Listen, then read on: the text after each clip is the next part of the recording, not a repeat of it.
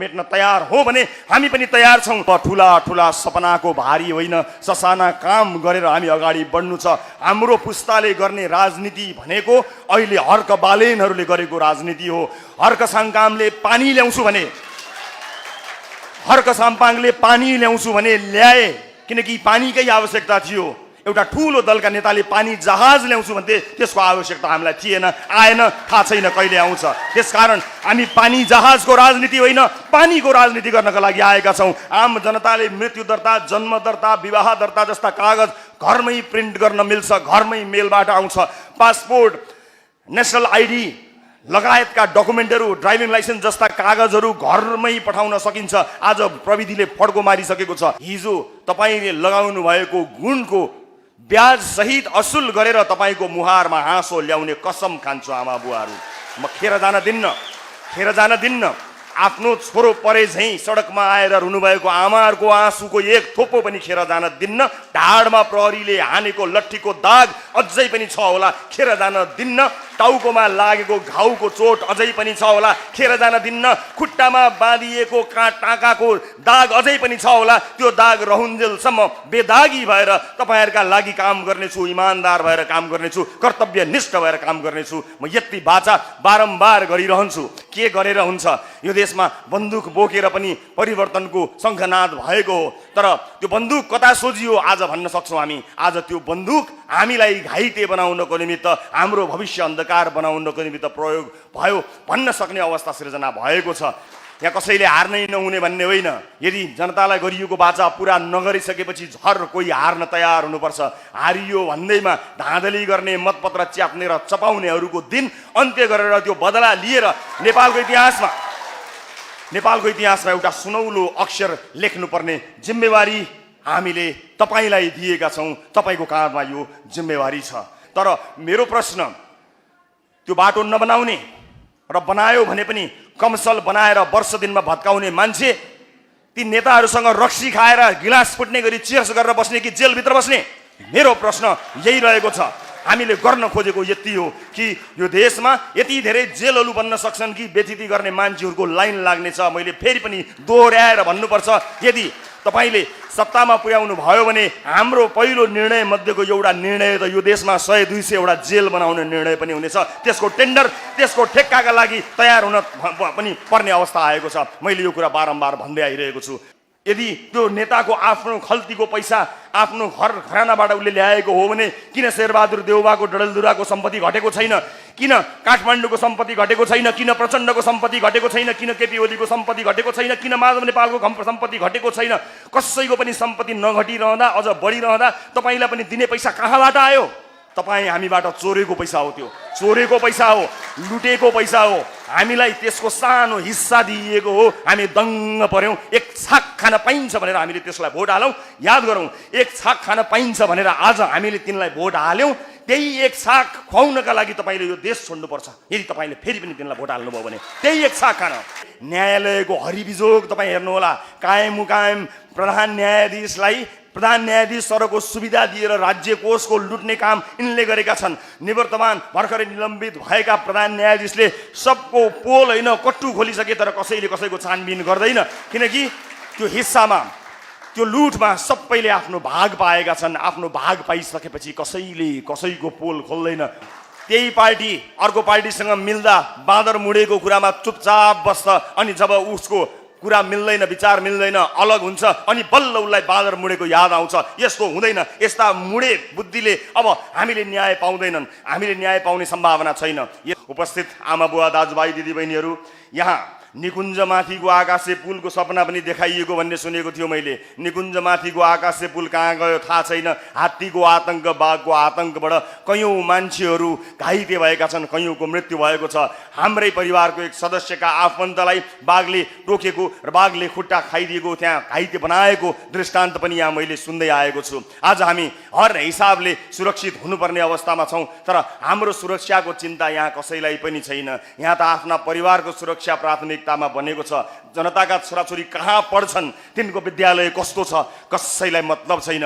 जनताका छोराछोरी कस्तो अस्पतालमा भर्ना हुन्छन्, कस्तो अस्पतालमा उपचार हुन्छन्, त्यसको मतलब कसैलाई छैन। बस आफ्ना सन्तानको उपचार राम्रो बनोस्, आफ्ना नाति नातिनाहरू देशका पनि विदेशका पनि ठुल्ठुला युनिभर्सिटीमा पढुन् र आफू आलिशान घर बनाएर बस्न पाइयोस्, यति सपना बोकेर हिँडेकाहरू छन्। आदरणीय, केही कुराहरू म तपाईहरु समक्ष सम्झाउन चाहन्छु।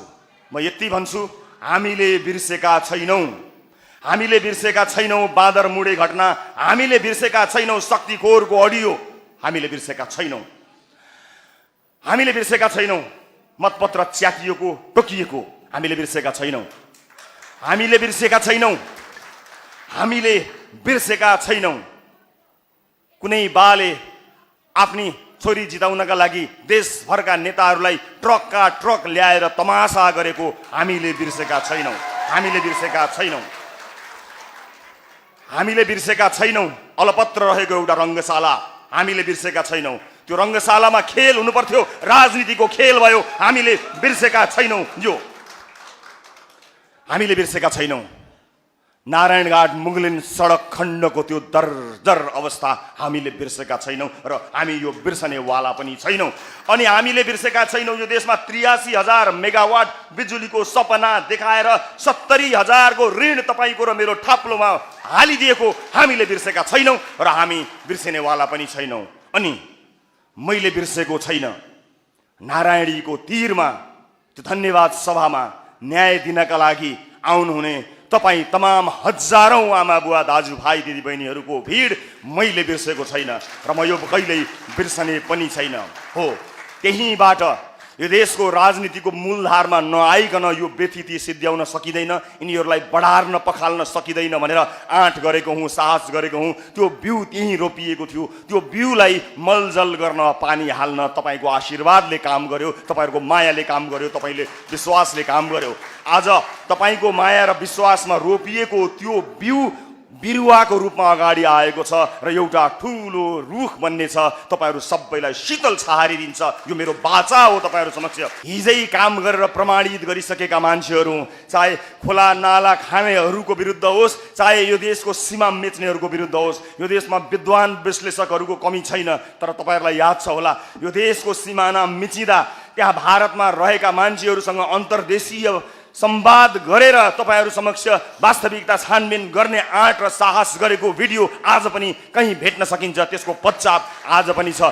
न कसैसँग झुकेका छौं, न कसैसँग झुक्ने छौं। यही विश्वास लिएर हामी यहाँ आएका छौं। तर हामीलाई सबैले भन्नुहुन्छ, चितवनमा भरतपुरमा मत कसरी जोगाउनुहुन्छ, चितवनको मत पेटिका कसरी जोगाउनुहुन्छ। यो कुरा सामान्य कुरा होइन, धेरैले भन्दै आइरहेका छन्। मलाई थाहा छैन, यसको ठोस जवाफ मैले आजका मितिसम्म पाएको छैन।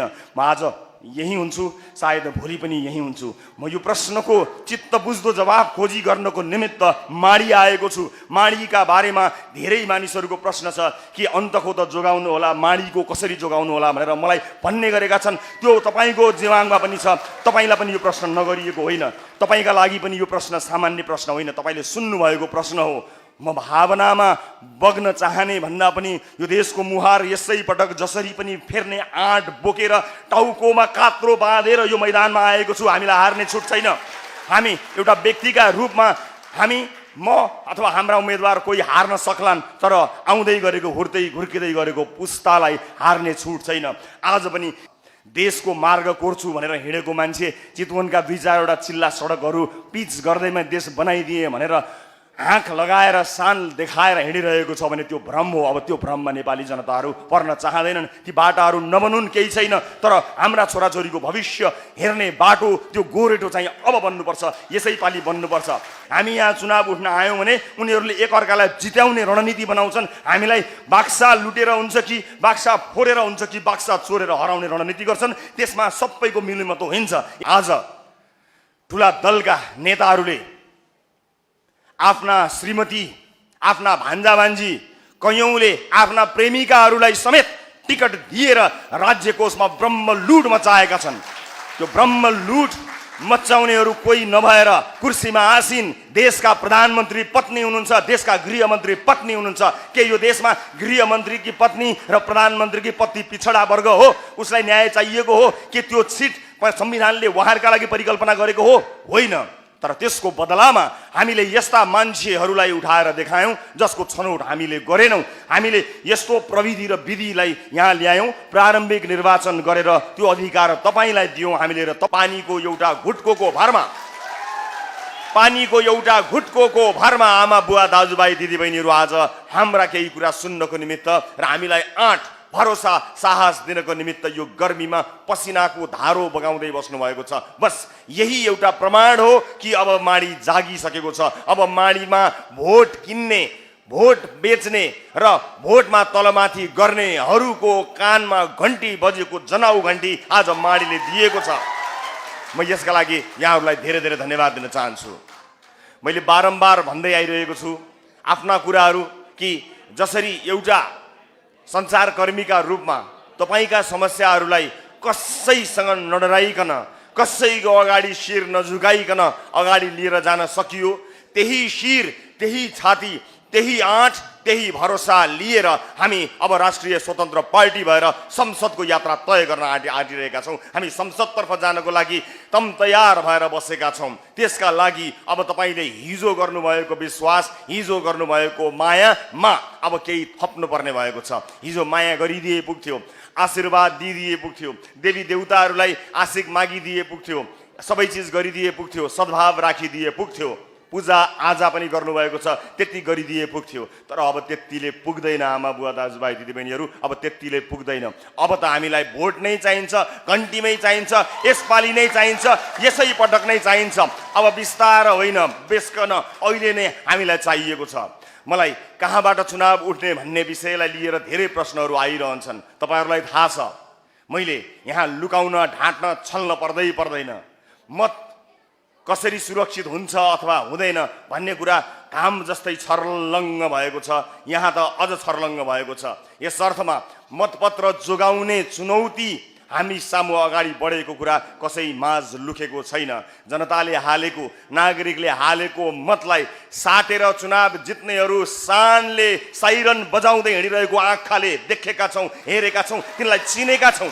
त्यो अपराध यो समाजबाट लुकेको छैन र आज त्यो अपराध त्यसको छिनोफानो नहुँदै राज्य सत्तामा उनीहरूको पहुँच भएको यो अवस्थामा म आजै अहिले कसरी बाचा गरौँ म भन्न सक्दिनँ। मेरो मन, मेरो शब्दहरू घाँटीसम्म आएको छ अनि मलाई अड्काउनका लागि, रोक्नका लागि विभिन्न घटनाहरू आइदिन्छन् मानसपटलमा र बाचा गर्न मलाई रोकिरहेका छन्। तर कहिलेसम्म रोकौँला? मैले फेरि पनि भनेको छु, तपाईँको माया पाएर यहीँबाट चुनाव लड्ने मेरो इच्छालाई त्यो ढोका मैले बन्द गरिसकेको छैन। त्यो ढोका अझै पनि खुल्ला छ। तर धेरै कुराको ग्यारेन्टी हामीले लिनुपर्ने छ। हामीले जनमत जोगाउनु पर्ने आवश्यकता हामीसँग परेको छ। आज यहाँ मानिसहरूलाई जोगाउन मुस्किल परेको छ। बाचाहरू ठुल्ठुला गरेका छन्। यहाँ जङ्गली जनावरले पनि हामीलाई मारेको छ, जङ्गलबाट आएकाहरूले पनि हामीलाई मारेका छन्। यो जङ्गल राजबाट हामीले मुक्ति पाउन कहिले सक्ने हो थाहा छैन। तर म बाचा गर्न चाहन्छु, जहाँ जहिले जसरी रहे पनि तपाईँको मतको कदर गर्नेछु। तपाईँका अगाडि उभिएर एउटा बाचा गर्ने अनि गरेको बाचा बिर्सने कुकर्म गर्नु पर्यो भने म सेरिने छु, तर कहिल्यै पनि त्यस्तो कुकर्म गर्ने छैन। मैले यो बाचा यहाँ गरेको छु। यहाँ बाचा गर्नुको धेरै ठुलो अर्थ रहन्छ। यहाँ मैले झुटो बोले भने मलाई पाप लाग्छ। मैले यो दोहोऱ्याएर तेऱ्याएर भनेको छु। यो ठाउँ जसले मलाई न्याय दिएको हो, अन्यायमा पर्दा यसरी आज पनि त्यही आन्दोलनमा गएर घाइते भएका, हिरासतमा बसेका, अङ्गभङ्ग भएका कैयौँ आमा बुवा दाजुभाइ दिदीबहिनीहरू आज यही हलमा पनि हुनुहुन्छ, विभिन्न ठाउँमा रहनुभएको छ। माडी पनि यसले भरिएको छ। मैले बारम्बार भन्दै आएको छु र आफूले भनेको त्यो बाचालाई फेरि पनि म जोडदार रूपमा राख्दै भन्न चाहन्छु। हिजो तपाईँले लगाउनु भएको गुणको ब्याज सहित असुल गरेर तपाईँको मुहारमा हाँसो ल्याउने कसम खान्छु आमा बुवाहरू। म खेर जान दिन्न। आफ्नो छोरो परे झैँ सडकमा आएर रुनुभएको आमाहरूको आँसुको एक थोपो पनि खेर जान दिन्न। ढाडमा प्रहरीले हानेको लट्ठीको दाग अझै पनि छ होला, खेर जान दिन्न। टाउकोमा लागेको घाउको चोट अझै पनि छ होला, खेर जान दिन्न। खुट्टामा बाँधिएको टाँकाको दाग अझै पनि छ होला, त्यो दाग रहुन्जेलसम्म बेदागी भएर तपाईँहरूका लागि काम गर्नेछु, इमान्दार भएर काम गर्नेछु, कर्तव्यनिष्ठ भएर काम गर्नेछु। म यति बाचा बारम्बार गरिरहन्छु। मसँग धेरै कुराहरू छैनन्, किनभने हामीलाई चाहिएका कुराहरू नै धेरै छैनन्। यहाँ ठुल्ठुला बाचाहरू नगरिएका होइनन्, यहाँ बाचाहरू गरिएका छन्। ती बाचाहरू कहाँ गए थाहा छैन, तर ती बाचाहरू अब यसपटक पनि जहाँसुकै जाउन् भनेर केही लोभमा केही स्वार्थमा हामीले भोट बेच्यौँ भने हाम्रा प्रश्नहरू रहिरहन्छन् र उनीहरू फेरि पनि हाम्रो मुटुमा आलिसान बङ्गला बनाएर बस्नेछन् अनि तपाईँ हामीलाई शोषण गरिरहनेछन्। यसै पटक हामीले त्यसको जवाफ दिनुपर्ने हुन्छ। म यति अनुरोध यहाँहरूलाई गर्न चाहन्छु। उपस्थित आमा बुवा दाजुभाइ दिदीबहिनीहरू, यहाँ निकुञ्जमाथिको आकाशे पुलको सपना पनि देखाइएको भन्ने सुनेको थियो मैले। निकुञ्जमाथिको आकाशे पुल कहाँ गयो थाहा छैन। हात्तीको आतङ्क, बाघको आतङ्कबाट कयौँ मान्छेहरू घाइते भएका छन्, कयौँको मृत्यु भएको छ। हाम्रै परिवारको एक सदस्यका आफन्तलाई बाघले टोकेको र बाघले खुट्टा खाइदिएको, त्यहाँ घाइते बनाएको दृष्टान्त पनि यहाँ मैले सुन्दै आएको छु। आज हामी हर हिसाबले सुरक्षित हुनुपर्ने अवस्थामा छौँ, तर हाम्रो सुरक्षाको चिन्ता यहाँ कसैलाई पनि छैन। यहाँ त आफ्ना परिवारको सुरक्षा प्राथमिकतामा बनेको छ। जनताका छोराछोरी कहाँ पढ्छन्, तिनको विद्यालय कस्तो छ, कसैलाई मतलब छैन।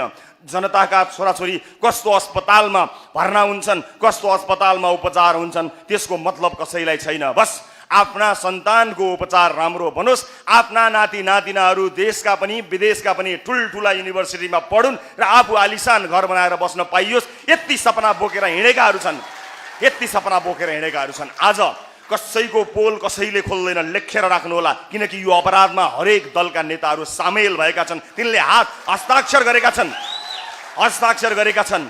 त्यही पार्टी अर्को पार्टीसँग मिल्दा बाँदर मुडेको कुरामा चुपचाप बस्छ, अनि जब उसको कुरा मिल्दैन, विचार मिल्दैन, अलग हुन्छ, अनि बल्ल उसलाई बाँदर मुडेको याद आउँछ। यस्तो हुँदैन। यस्ता मुडे बुद्धिले अब हामीले न्याय पाउँदैनन्, हामीले न्याय पाउने सम्भावना छैन। यस अर्थमा अब हामी चनाखो भएर यसै पटक जवाफ दिनुपर्ने बेला आइसकेको छ। र मङ्सिर 4 को अर्को विकल्प केही भए मलाई यही हलबाट भन्नुहोस्, के गरेर हुन्छ? यो देशमा बन्दुक बोकेर पनि परिवर्तनको शङ्खनाद भएको हो, तर त्यो बन्दुक कता सोझियो आज भन्न सक्छौँ हामी। आज त्यो बन्दुक हामीलाई घाइते बनाउनको निमित्त, हाम्रो भविष्य अन्धकार बनाउनको निमित्त प्रयोग भयो भन्न सक्ने अवस्था सिर्जना भएको छ। तर अब जनता झुक्किँदैनन्, झुक्किनु हुँदैन। बारम्बार केही समयका लागि केही मान्छेहरूले केही मान्छेलाई झुक्क्याउन सक्लान्, तर सबै मान्छेलाई सधैँभरि झुक्क्याउन सक्दैनन्। यो सम्भव छैन। अब हामी त्यो सम्भव हुन दिँदैनौँ। यहाँ कसैले हार्नै नहुने भन्ने होइन। यदि जनतालाई गरिएको बाचा पुरा नगरिसकेपछि हर कोही हार्न तयार हुनुपर्छ। हारियो भन्दैमा धाँधली गर्ने, मतपत्र च्याप्ने र चपाउनेहरूको दिन अन्त्य गरेर त्यो बदला लिएर नेपालको इतिहासमा एउटा सुनौलो अक्षर लेख्नुपर्ने जिम्मेवारी हामीले तपाईँलाई दिएका छौँ। तपाईँको काँधमा यो जिम्मेवारी छ। र म केही महत्त्वपूर्ण कुरा दर्ज गराउन चाहन्छु यो भव्य उपस्थितिमा। यहाँ गर्मी छ, पसिनाको धारा बगेको छ। यो पसिनाको धारा यसै बगेको होइन, आफ्ना सन्ततिको भविष्य राम्रो हुन्छ भन्ने आशमा बाआमाहरू आउनुभएको छ। रमिता हेर्न आउनुभएको होइन।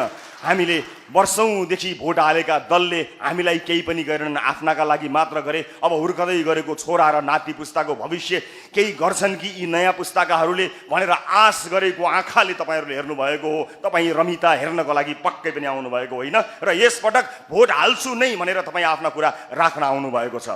आदरणीय, केही कुराहरू म तपाईँहरू समक्ष सम्झाउन चाहन्छु। म यति भन्छु, हामीले बिर्सेका छैनौँ बाँदर मुडे घटना, हामीले बिर्सेका छैनौँ शक्तिखोरको अडियो, हामीले बिर्सेका छैनौँ मतपत्र च्यातिएको टोकिएको, हामीले बिर्सेका छैनौँ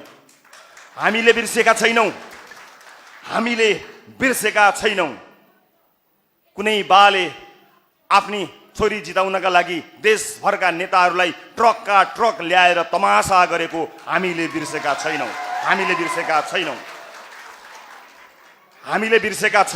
अलपत्र रहेको एउटा रङ्गशाला हामीले बिर्सेका छैनौँ। त्यो रङ्गशालामा खेल हुनु पर्थ्यो, राजनीतिको खेल भयो। हामीले बिर्सेका छैनौँ।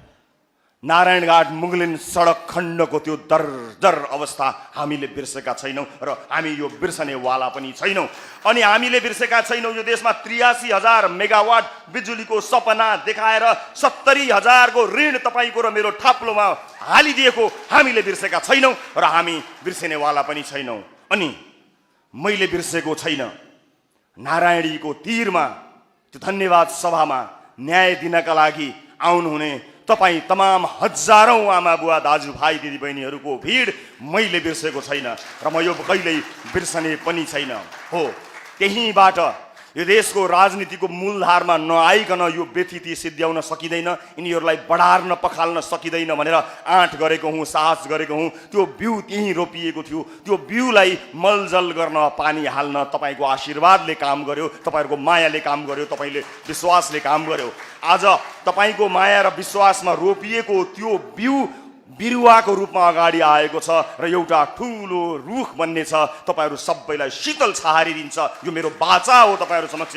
त्यो बिरुवा अब ठुलो रुख बन्ने छ र तपाईँहरू सबैलाई त्यसले शीतल छहारी दिनेछ। म विश्वास गर्न चाहन्छु, यहाँहरूलाई बाचा गर्न चाहन्छु। उपस्थित आमा बुवा दाजुभाइ दिदीबहिनीहरू, हामीलाई भावनामा बग्ने छुट छैन।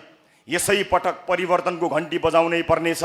देशैभरि हामीले सक्षम उम्मेदवारहरूलाई यहाँहरू समक्ष खडा गरेका छौँ। हाम्रा उम्मेदवारहरू टिकटकमा भाइरल नहुन सक्छन्, युट्युबमा भिडियोहरू आएका नहुन सक्छन्, टेलिभिजनमा नदेखिएका हुन सक्छन्, तर हामी त्यस्ता उम्मेदवारहरू खोजिरहेका छौँ जो यो देशको भक्त होस्, आफ्नो ठाउँको माया गर्न सकोस्, यो पुस्तालाई आफ्ना आमा, आफ्ना बा अनि आफ्ना सन्तानलाई धोका नदियोस्, त्यस्ता उम्मेदवारको मात्र खोजी गरेर हामी देशैभरि उठाउँछौँ। यदि त्यस्ता उम्मेदवार छैनन् भने हामी त्यस्ता उम्मेदवारलाई टिकट दिँदैनौँ र त्यसमा तपाईँलाई सहभागी गराउँछौँ। आज ठुला दलका नेताहरूले आफ्ना श्रीमती, आफ्ना भान्जा भान्जी, कयौँले आफ्ना प्रेमिकाहरूलाई समेत टिकट दिएर राज्य कोषमा ब्रह्मलुट मचाएका छन्। त्यो ब्रह्मलुट मचाउनेहरू कोही नभएर कुर्सीमा आसीन देशका प्रधानमन्त्री पत्नी हुनुहुन्छ, देशका गृहमन्त्री पत्नी हुनुहुन्छ। के यो देशमा गृहमन्त्रीकी पत्नी र प्रधानमन्त्रीकी पत्नी पिछडा वर्ग हो? उसलाई न्याय चाहिएको हो कि त्यो सिट संविधानले उहाँहरूका लागि परिकल्पना गरेको हो? होइन। तर त्यसको बदलामा हामीले यस्ता मान्छेहरूलाई उठाएर देखायौँ जसको छनौट हामीले गरेनौँ। हामीले यस्तो प्रविधि र विधिलाई यहाँ ल्यायौँ, प्रारम्भिक निर्वाचन गरेर त्यो अधिकार तपाईँलाई दियौँ हामीले र तपाईँले चुनेर आफ्ना उम्मेदवारहरू छान्नुभयो र पहिलो पटक यो देशको राजनीतिक इतिहासमा हामीले त्यो अधिकार आफूले होइन, आम सर्वसाधारणलाई, नेपाली नागरिकलाई दिएर एउटा इतिहासको रचना गरेका छौँ। कुनै दिन यस्तो आउनेछ, कुनै दिन यस्तो आउनेछ जतिखेर यो देशमा सिधै टिका लाएर टिकट दिने चलनको अन्त्य हुनेछ। प्राइमेरी मार्फत हामीले बसालेको तिथि र विधिका मार्फतबाट मात्रै उम्मेदवारहरू छानिनेछन्। त्यसरी छानिएका योग्य उम्मेदवारहरूले तपाईँ हाम्रो आउँदै गरेको पुस्ताको भविष्य कोर्नेछ। मलाई यसमा पूर्ण विश्वास छ। आज विकास निर्माणका काममा यति धेरै मोलमलाई भएको छ, ठेक्का पट्टा भएको छ, यति धेरै कमिसनखोरी भएको छ कि हत्तपत्त ती बाटाहरू बन्दैनन्। बने पनि वर्ष दिनभित्र ती बाटाहरू भत्किएका छन्। हामीले उदाहरणका लागि एउटा होइन, दुईटा होइन, जतिवटा पनि दिन सक्दछौँ। तर मेरो प्रश्न, त्यो बाटो नबनाउने र बनायो भने पनि कमसल बनाएर वर्ष दिनमा भत्काउने मान्छे ती नेताहरूसँग रक्सी खाएर गिलास फुट्ने गरी चेयर्स गरेर बस्ने कि जेलभित्र बस्ने? मेरो प्रश्न यही रहेको छ। हामीले गर्न खोजेको यति हो कि यो देशमा यति धेरै जेलहरू बन्न सक्छन् कि व्यथिति गर्ने मान्छेहरूको लाइन लाग्नेछ। मैले फेरि पनि दोहोऱ्याएर भन्नुपर्छ, यदि तपाईँले सत्तामा पुर्याउनु भयो भने हाम्रो पहिलो निर्णय मध्येको एउटा निर्णय त यो देशमा 100-200 वटा जेल बनाउने निर्णय पनि हुनेछ। त्यसको टेन्डर, त्यसको ठेक्काका लागि तयार हुन पनि पर्ने अवस्था आएको छ। मैले यो कुरा बारम्बार भन्दै आइरहेको छु। न कसैसँग डराएका छौँ हामी, न कसैको प्रभावमा परेका छौँ। कसैले किन्न सक्दैन, कसैले हामीलाई आँखामा आँखा जुदाएर तिमीहरूले गल्ती गर्यौ, तिमीहरू खराब भयो भनेर भन्न सक्ने आँट भएको एउटा पनि मान्छे यो धरतीमा जन्मेको छैन। कसैसँग नडराएर हिजो चेलीबेटीको रक्षा गरेका हौँ, कसैसँग नडराएर गलत बाटो बनाउनेहरूको पिठ हातले उक्याएर तिनीहरूको कुकृत्य सार्वजनिक गरेका हौँ। नागरिकसँग घुस खानेहरूलाई तिनको कालो करतुत बीच सडकमा नङ्गियाएका हौँ। चेलीबेटीलाई आँखा लगाउनेलाई जेलभित्र कोचेका हौँ। ठेक्का पट्टामा कमिसन खानेहरूलाई सार्वजनिक गरेका हौँ। देशका नदी नालामा आँखा लाएर त्यहाँबाट पैसा कुम्ल्याउने र देशको ढुकुटी रित्याउनेहरूलाई सार्वजनिक गरेर आँट गर्दै आएका हौँ। कैयौँ पटक ज्यान मार्ने धम्कीहरू आए, कैयौँ पटक लास बेपत्ता पार्छु भन्ने धम्कीहरू आए, कैयौँ पटक कुन बाटो घर जान्छस् भनेर धम्क्याउने धम्कीहरू आए। त्यस्ता धम्कीहरूलाई हामीले एउटा कानले सुन्यौँ र अर्को कानले उडाइदियौँ। मात्र तपाईँहरूप्रति जिम्मेवार भएर हामीले काम गऱ्यौँ। हामी अब गएर काम गर्ने मान्छे होइनौँ। हामी अब यहाँबाट संसद पुगेर काम गर्ने मान्छेहरू होइनौँ। हिजै काम गरेर प्रमाणित गरिसकेका मान्छेहरू हौँ। चाहे खोला नाला खानेहरूको विरुद्ध होस्, चाहे यो देशको सीमा मेच्नेहरूको विरुद्ध होस्, यो देशमा विद्वान विश्लेषकहरूको कमी छैन। तर तपाईँहरूलाई याद छ होला, यो देशको सिमाना मिचिँदा त्यहाँ भारतमा रहेका मान्छेहरूसँग अन्तर्देशीय संवाद गरेर तपाईहरू समक्ष वास्तविकता छानबिन गर्ने आँट र साहस गरेको भिडियो आज पनि कहीँ भेट्न सकिन्छ। त्यसको पश्चात आज पनि छ। न कसैसँग झुकेका छौँ, न कसैसँग झुक्ने छौँ। यही विश्वास लिएर हामी यहाँ आएका छौँ। तर हामीलाई सबैले भन्नुहुन्छ चितवनमा, भरतपुरमा मत कसरी जोगाउनुहुन्छ, चितवनको मत पेटिका कसरी जोगाउनुहुन्छ। यो कुरा सामान्य कुरा होइन, धेरैले भन्दै आइरहेका छन्। मलाई थाहा छैन, यसको ठोस जवाफ मैले आजका मितिसम्म पाएको छैन। म आज यही हुन्छु, सायद भोलि पनि यही हुन्छु। म यो प्रश्नको चित्त बुझ्दो जवाफ खोजी गर्नको निमित्त माडी आएको छु। माडीका बारेमा धेरै मानिसहरूको प्रश्न छ कि अन्तको त जोगाउनु होला, माडीको कसरी जोगाउनु होला भनेर मलाई भन्ने गरेका छन्। त्यो तपाईँको दिमागमा पनि छ, तपाईँलाई पनि यो प्रश्न नगरिएको होइन। तपाईँका लागि पनि यो प्रश्न सामान्य प्रश्न होइन, तपाईँले सुन्नुभएको प्रश्न हो। म भावनामा बग्न चाहने भन्दा पनि यो देशको मुहार यसै पटक जसरी पनि फेर्ने आँट बोकेर टाउकोमा कात्रो बाँधेर यो मैदानमा आएको छु। हामीलाई हार्ने छुट छैन। हामी एउटा व्यक्तिका रूपमा म अथवा हाम्रा उम्मेदवार कोही हार्न सक्लान्, तर आउँदै गरेको हुर्किँदै गरेको पुस्तालाई हार्ने छुट छैन। आज पनि यही हलमा बसेका आमा बुवाहरू आफ्ना सन्तानहरूको दुःख भिडियो कल मार्फत हेर्न बाध्य भएर बसेका छन्। छोरा सन्चै छौ, छोरी सन्चै छौ भनेर परदेशमा पसिना बगाएका छोराछोरीहरूसँग कुराकानी गर्न बाआमाहरू बाध्य छन्। आज कथम कदाचित बाआमालाई तलमाथि भयो भने, बाआमालाई ठुलो रोग लाग्यो भने ती छोराछोरीहरू तुरुन्तै उडेर यहाँ बाआमाको उपचार गर्न आउन सक्दैनन्। गरिबले ऋण काटेर विदेशमा आफ्नो केही जोहो गरेको छ, त्यो चटक्कै छोडेर आउँदा ऋणको भारीले उसलाई थिच्छ। कयौँ त्यो ऋण नै तिर्न नसकेर बाकसमा फर्किरहेका छन्। त्यो दिनको अन्त्य गर्नको निमित्त उद्योग कल कारखाना यही देशमा खुल्नुपर्छ, विकास निर्माण यही देशमा खुल्नुपर्छ। बन्द भएका हरेक उद्योग र त्यसमा थप दर्जनौँ उद्योग यही माटोमा खुल्नुपर्छ, यही देशमा खुल्नुपर्छ। हामी सक्छौँ र हामी गर्छौँ। हामी सक्छौँ र हामी गर्छौँ। हामीले जसरी पनि गर्नुपर्नेछ। यदि कोही कसैसँग प्रभावित नभएर जनताको भलो सोचेर आफूलाई मत दिने, आफ्ना मतदाताहरूप्रति इमान्दार भएर काम गर्न चाहने हर कोहीले आफ्नो ठाउँको विकास गर्न सक्छ। देशको मार्ग कोर्छु भनेर हिँडेको मान्छे चितवनका 2-4वटा चिल्ला सडकहरू पिच गर्दैमा देश बनाइदिए भनेर आँख लगाएर सान देखाएर हिँडिरहेको छ भने त्यो भ्रम हो। अब त्यो भ्रममा नेपाली जनताहरू पर्न चाहँदैनन्। ती बाटाहरू नबनुन् केही छैन, तर हाम्रा छोराछोरीको भविष्य हेर्ने बाटो त्यो गोरेटो चाहिँ अब बन्नुपर्छ, यसैपालि बन्नुपर्छ। हामी आज यो चिल्लो सडकमा गुडेर जहाज चढेर विदेशमा गएको युवा हेर्न चाहिरहेका छैनन्। बाटो चाहे गोरेटो नै होस्, आफ्ना बाआमाको काखमा बसेर बिहान बेलुकाको 2 छाक मिठो मसिनो खान पाउन हाम्रा छोराछोरीले हामी त्यस्तो भविष्य कोर्न लगिरहेका छौँ। आज पैसा हुने या नहुने जो कोही होस्, यदि उसँग पैसा छैन भने उसको उपचार राज्यले गर्छ। पैसा नभएका आधारमा कुनै पनि नागरिकलाई उपचारबाट वञ्चित पार्न पाइँदैन, कुनै नागरिकलाई मार्न पाइँदैन। त्यो संविधानमा उल्लेख भएको छ। कसैले नदिएको तपाईँको भाग्य लुटेको हो। यसरी भाग्य लुट्नेहरूबाट धुतेर तपाईँहरू समक्ष ल्याइदिनु हामीले यसपालि परेको छ। र तपाईँहरू धेरैलाई लाग्दो हो, आमा बुवा दाजुभाइ दिदीबहिनीहरू, कि चुनावका बेलामा हजारौँ लाखौँ खाम भित्र आउँछ, सुटुक्क हातमा आउँछ, एउटा कुनै बिचौलिया छिर्छ, गाडी लिएर आउँछ, बस्ती बस्तीमा छिर्छ र पैसा दिन्छ। तपाईँलाई लाग्दो होला यो पैसा उसले दियो भनेर। यो पैसा उसले दिएको होइन। यो पैसा तपाईँको र मेरो पसिना मारेर उसले यो देशको ढुकुटी लुटेर त्यसको सानो अंश तपाईँलाई दिएको हो। यो उसले तपाईँलाई दिएको हो, त्यो उसको घरघरानाबाट होइन। यदि उसको पैसा हो भने, यदि त्यो नेताको आफ्नो खल्तीको पैसा आफ्नो घर घरानाबाट उसले ल्याएको हो भने किन शेरबहादुर देउवाको डडेलधुराको सम्पत्ति घटेको छैन, किन काठमाडौँको सम्पत्ति घटेको छैन, किन प्रचण्डको सम्पत्ति घटेको छैन, किन केपी ओलीको सम्पत्ति घटेको छैन, किन माधव नेपालको सम्पत्ति घटेको छैन। कसैको पनि सम्पत्ति नघटिरहँदा, अझ बढिरहँदा तपाईँलाई पनि दिने पैसा कहाँबाट आयो? तपाईँ हामीबाट चोरेको पैसा हो। त्यो चोरेको पैसा हो, लुटेको पैसा हो। हामीलाई त्यसको सानो हिस्सा दिइएको हो। हामी दङ्ग पर्यौँ। एक छाक खान पाइन्छ भनेर हामीले त्यसलाई भोट हालौँ। याद गरौँ, एक छाक खान पाइन्छ भनेर आज हामीले तिनलाई भोट हाल्यौँ। त्यही एक छाक खुवाउनका लागि तपाईँले यो देश छोड्नुपर्छ। यदि तपाईँले फेरि पनि तिनलाई भोट हाल्नुभयो भने त्यही एक छाक खान। त्यस कारणले यो उसको पैसा होइन, यो पैसा तपाईँको र मेरो हो। यी बाटाहरू नबिनेका मुगलिन नारायणघाट सडक खण्डको त्यो हरिबिजोग देख्नु भएको छ नि, त्यहाँ उडेको छ तपाईँको र मेरो करको पैसा, तपाईँको र मेरो भविष्य, बालबालिकाको भविष्य त्यहाँ उडेको छ। कयौँ अलपत्र पुलहरूमा उडेको छ।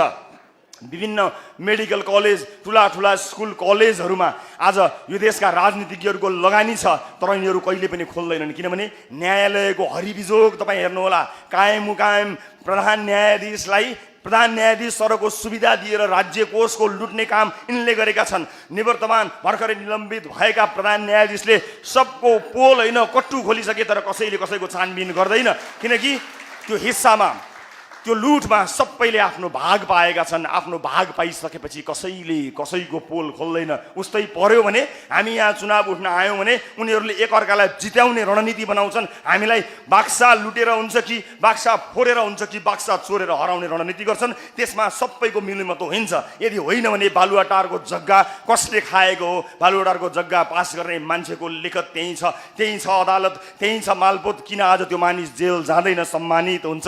आज भ्रष्टाचारको अडियो भिडियो सार्वजनिक भएको नेता सानले खाइदिने के गर्छौ त, अझै हान्दिने हो भन्दै हिँडिरहेको छ। कुन आँटले, कुन साहसले? उसँग एउटै साहस छ, उसँग एउटै आँट छ कि यी जनता भनेको मैले जहाँ भन्यो त्यहीँ भोट हाल्छन्। चुनावका बेलामा यिनलाई कुनै कुनै आयोगहरूमा भर्ती गरिदिइहाल्छु, यिनका छोराछोरीलाई पुस्तै परे स्कलरसिप दिइदिन्छु, अलिअलि पैसा बाँडिदिन्छु, गरिब बस्तीमा चामल खसी राँगो ढालिदिन्छु, त्यसपछि यी मेरा हुन् भनेर भनिएको छ। अझै पनि त्यही विश्वास गर्नुभयो भने हाम्रो लागि त्यो दुर्भाग्य हुन्छ। तर एउटा खुसीको कुरा के छ भने यसपालिको चुनाव मङ्सिर 4 मा परेको छ। मङ्सिर 4 त रविबार पो परेछ। अनि मासु पनि नपाउने एकादशी परेछ। अनि सरकारले 15 दिन जति रक्सी पनि खान नदिने भनेको रहेछ। बर्बाद। मौका यही हो।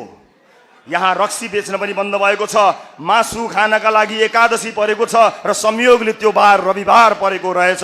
म यहाँ तपाईँ समक्ष उपस्थित भएको छु। उपस्थित आमा बुवा दाजुभाइ दिदीबहिनीहरू, अब ठुला ठुला सपनाको भारी होइन, ससाना काम गरेर हामी अगाडि बढ्नु छ। हाम्रो पुस्ताले गर्ने राजनीति